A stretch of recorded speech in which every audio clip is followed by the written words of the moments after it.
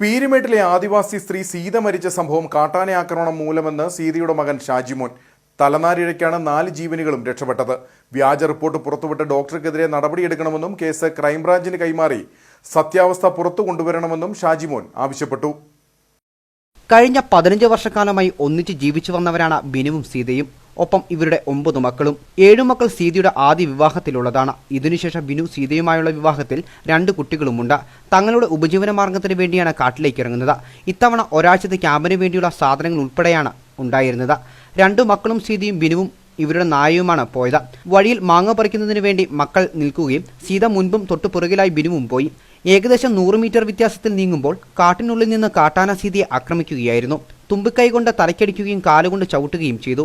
ഇത് തടയുന്നതിനു വേണ്ടി ബിനു ചെല്ലുന്ന സമയത്ത് ബിനുവിനെയും ആന തുമ്പിക്കൈ കൊണ്ട് ആക്രമിച്ചു. ഇവരുടെ തോളിൽ കിടന്ന ഭക്ഷ്യവസ്തുക്കൾ കാരണം വലിയ മുറിവുകൾ ബിനുവിന് ദേഹത്തുണ്ടായില്ല. ഈ സമയം ഒച്ചകെട്ട് ഷാജി എത്തി. ആനയുടെ ചുവട്ടിലായിരുന്നു അമ്മ കിടന്നിരുന്നത്. അച്ഛൻ ഈ സമയം ഇവിടെ നിന്നും 20 അടി മാറിയും. ആന അല്പം മാറിയപ്പോൾ ആനയുടെ പുറകിലൂടെ ചെന്ന താനാണ് അമ്മയെ കോരിയെടുത്തത്. ഈ സമയത്തൊക്കെ അമ്മയ്ക്ക് ജീവനുണ്ടായിരുന്നു. തുടർന്ന് ആളുകളെ അറിയിക്കുകയും ചെയ്തു. പിന്നീട് ആശുപത്രിയിൽ എത്തിച്ച ശേഷമാണ് മരണവാർത്ത അറിയുന്നത്.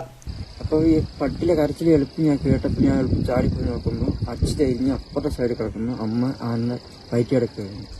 എൻ്റെ പുറത്ത് കാണുന്ന സാധനമെല്ലാം ഈ എളുപ്പം വലിച്ചെറിഞ്ഞ് ഞാൻ ആനൻ്റെ വണ്ടി അടുക്കൂടെ നിരങ്ങിപ്പോയി അമ്മയെടുത്ത് അപ്പുറത്തെ വലിയ വരക്കെട്ടുണ്ട്. ആ സൈഡിൽ കൊണ്ട് ഇരിപ്പിച്ച് എന്നെ മടിയിൽ കിടപ്പിച്ചപ്പം വന്നപ്പോൾ തന്നെ ഫോണിൽ ഞാൻ എടുത്ത് വിളിച്ചപ്പോൾ അമ്മ പറഞ്ഞു ഇങ്ങോട്ട് തേരി വരാം. അത് ശരിക്കും കേൾക്കത്തില്ല സംസാരം. അത് ചെവി അടുത്ത് കൊണ്ടുപോയാൽ മാത്രമേ കേൾക്കുന്നത്.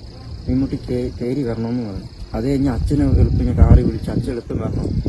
അച്ഛൻ അടുത്ത് വന്ന് കഴിഞ്ഞ് പറഞ്ഞ് വെള്ളം വേണമെന്ന്. അച്ഛൻ പോയി വെള്ളം കോരി കൊണ്ടുവന്ന് എല്ലാം കുളിപ്പിച്ച് ഏകത്തെല്ലാം മുഖമെല്ലാം കഴുകിയിട്ട് ആ മുറിവ് ഇവിടെ ഉണ്ടായിരുന്നു. നമ്മൾ ആ മുറിവ് പതിക്കെ വെള്ളം ഒഴിച്ച് കഴുകി കളഞ്ഞ് ഞാൻ എൻ്റെ തോർത്തുണ്ട് തലയിൽ കിട്ടുന്നത്. ആ തോർത്ത് വലിച്ച് കീറി തലയിൽ കിട്ടുന്നു. അത് കഴിഞ്ഞ് അനിയന്മാരെല്ലാം വന്ന് അവിടുന്ന് എന്നെ കൊണ്ടുപോയി നമ്മുടെ ബോധമെല്ലാം പോയായിരുന്നു.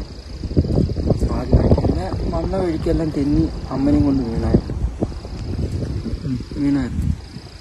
അച്ഛൻ വീഴാൻ പോയപ്പം അത് വീണിട്ടുണ്ട്. അച്ഛൻ വീണിട്ടുണ്ട്.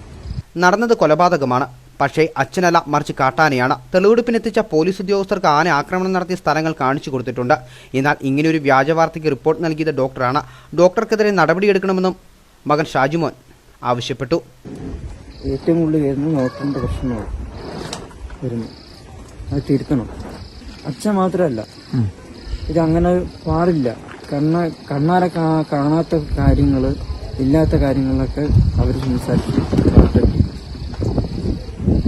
എന്താ പോലും അറിയാത്ത കാര്യങ്ങളൊക്കെയാണ് ഞങ്ങളെ വലിയൊരു ഇതായിട്ട് ഏൽപ്പിച്ചിരിക്കുന്നത്.